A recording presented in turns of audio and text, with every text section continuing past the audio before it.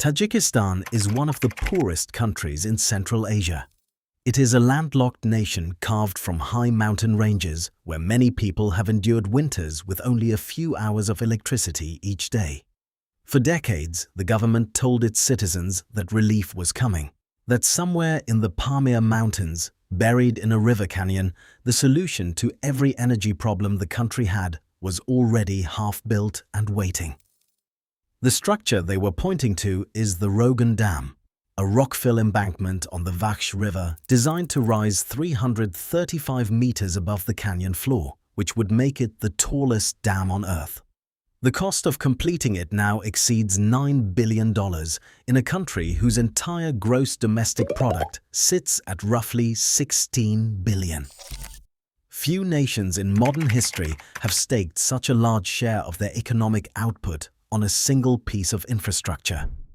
So why did Tajikistan, with limited financing, a contested history, and powerful neighbors watching nervously downstream, decide that this was the only way forward? To understand that decision, you have to go back to what the Vakhsh River meant before any concrete was poured. Central Asia sits on top of one of the largest concentrations of mountain water on Earth, fed by glaciers and snowmelt draining from the Pamirs down through steep river valleys before spreading across the flatlands of Uzbekistan and Turkmenistan. For the upstream republics of the Soviet Union, that water was a natural engine. The gradient was steep enough to generate enormous hydraulic pressure, and the canyons were narrow enough to hold a dam without impractical earth-moving. The Vakhsh River was particularly valuable because it dropped elevation quickly over a short horizontal distance, meaning a dam at the right point would hold an enormous head of water behind it, and hydraulic head is what drives turbines. The idea of building a dam at Rogun was first proposed in 1959. Technical designs followed by 1965.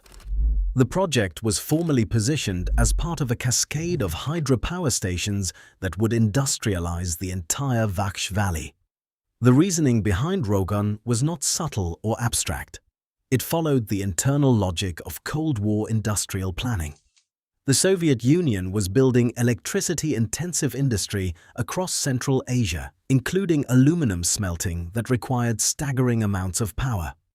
Nurek Dam, 90 kilometers downstream from the planned Rogun site, was already under construction in the 1960s and would eventually stand at 300 meters tall, at the time the world's highest dam. Soviet engineers looked at what Nurek would produce and calculated that the valley could support more.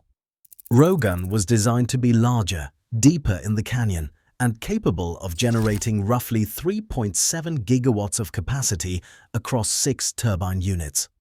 Construction on the main dam began in 1976. By the time the Soviet Union collapsed in 1991, Rogun was not a dam. It was a construction site with an enormous investment sunk into tunnels and earth-moving, but the main embankment was barely begun.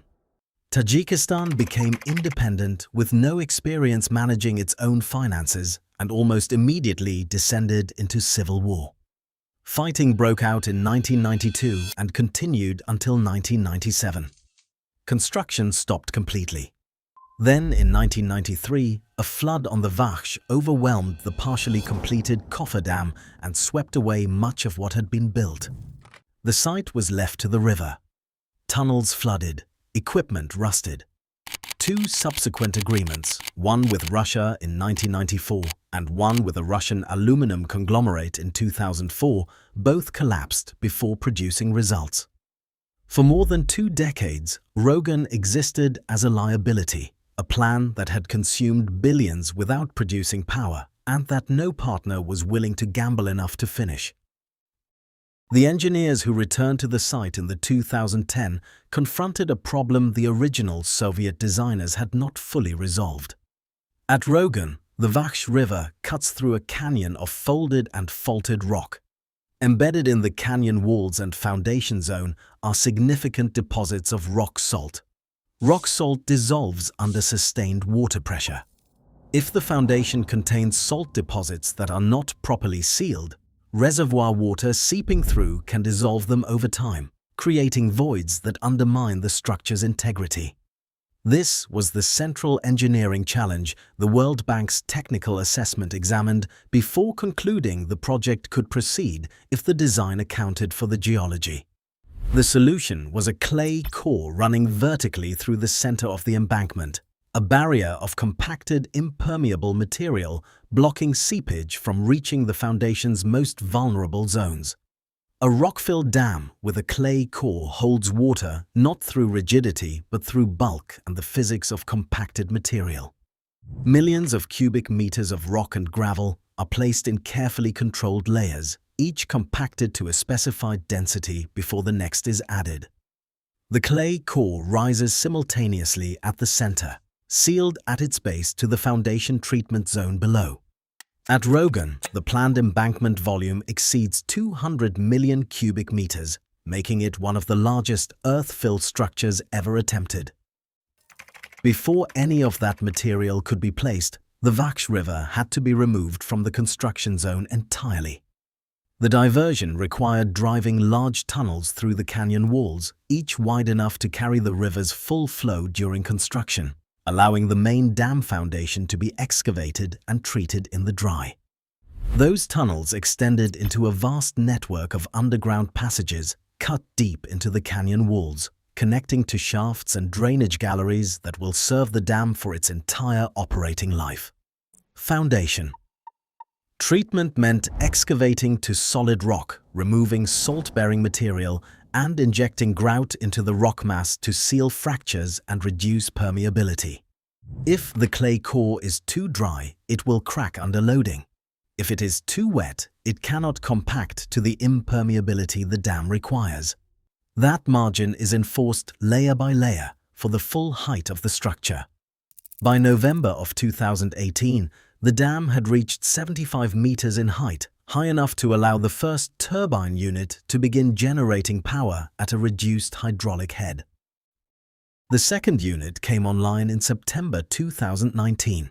Both were operating at partial capacity because the reservoir had not yet reached the level needed for full rated generation. At a hydraulic head of 245 meters, each turbine unit is rated at 600 megawatts. At the levels available in the first years of operation, actual output was significantly lower. Each stage of construction raises the dam and the reservoir. But full electrical output depends on completing the entire structure, and completing the entire structure requires financing that has not yet been fully secured. The total cost of completing Rogun to its full design height now exceeds $9 billion, with several billion still required to reach completion. The World Bank approved a $350 million development grant for Rogun in late 2024, and later paused further financing pending additional fiscal assurances from the Tajik government. The financing conditions attached to that support included finalizing long-term electricity export agreements, because Rogun's economic viability depends on Tajikistan selling power to neighboring countries, and that depends on political relationships in a region where those relationships have historically been fragile. The most significant source of that fragility sits downstream. The Vakhsh flows into the Amu Darya, which crosses Uzbekistan and Turkmenistan before reaching what remains of the Aral Sea. Uzbekistan has long opposed the Rogun project on the grounds that filling a reservoir of 13.3 cubic kilometers would reduce downstream flows during a filling period that could extend over more than a decade. Relations improved after 2016 and water-sharing agreements were signed, but those agreements are not binding in the way a treaty with established enforcement mechanisms would be. The geopolitics of Central Asian water have a history of collapsing when reservoir operations and agricultural seasons conflict. Placing Rogun alongside the largest hydropower project ever completed reveals the gap in conditions between ambition and execution. The Three Gorges Dam on the Yangtze River stands 185 meters tall, holds a reservoir of more than 39 cubic kilometers, and generates 22,500 megawatts across 32 turbine units. China built it over roughly 17 years with the full mobilization of a centrally planned industrial economy. The geology at the Three Gorges site was solid granite, which simplified foundation engineering enormously compared to Rogun's salt-bearing rock. China had the institutional capacity, the industrial supply chain, and the financing to sustain a project of that complexity without interruption. Rogun is being built under almost opposite conditions. Difficult geology, a timeline already stretched across two political systems and a civil war, and a country attempting to finance a project of comparable ambition with a fraction of the resources that made Three Gorges possible. What Rogun has demonstrated so far is that the engineering works under the conditions achieved. Two turbine units are generating power in a country that needs it urgently. The embankment is rising. The diversion works have held through multiple flood seasons. The clay core is being built to specifications that address what the Soviet design left unresolved. But sustained effort and correct engineering are not sufficient on their own. They require money that arrives on schedule, political stability across changes in government, and water-sharing arrangements that hold when the reservoir begins filling and downstream countries start measuring what the river delivers. Tajikistan has committed to this structure in a way that has few parallels in recent infrastructure history. The dam has become so intertwined with the government's narrative of national sovereignty and energy independence that abandoning it would carry consequences far beyond a construction halt. The question Rogun leaves open is not whether a 335-meter rockfill dam can be engineered in a salt-bearing canyon in the Pamirs. The conditional engineering answer to that is yes.